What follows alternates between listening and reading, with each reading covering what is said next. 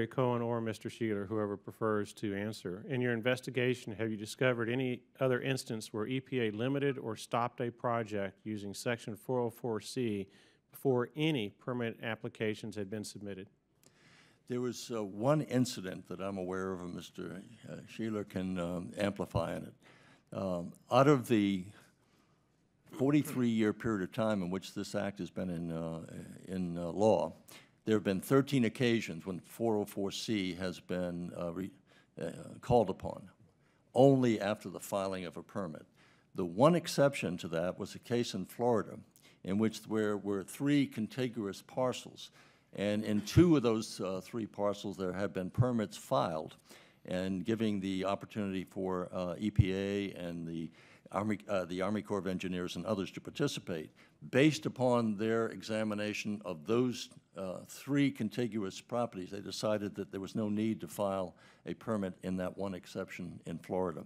Based upon the same characteristics, same area, different ownership, they said no need there. We've looked at all of the information from the Army Corps of Engineers and all who have participated, and we're satisfied this is the right course of action. There was one minor exception, and that was only after 2 of the 3 participants in the mining proposals had filed permit applications. And Congressman, EPA themselves have written on this.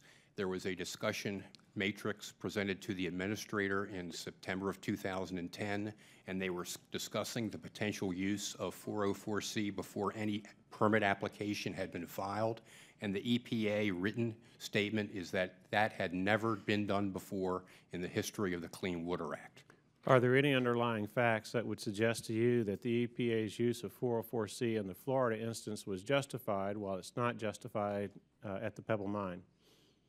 Well, yes, because there were 3 adjacent parcels, all from the REM estate, in the Florida situation.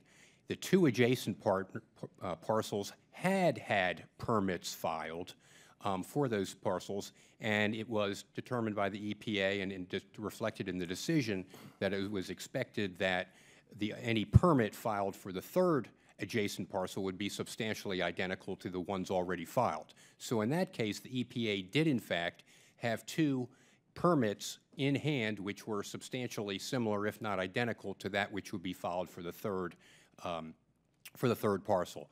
So that's a completely different situation than we have here, where, of course, there have been no permits filed anywhere at or near the Pebble deposit area. Thank you, Mr. Chairman. I yield back.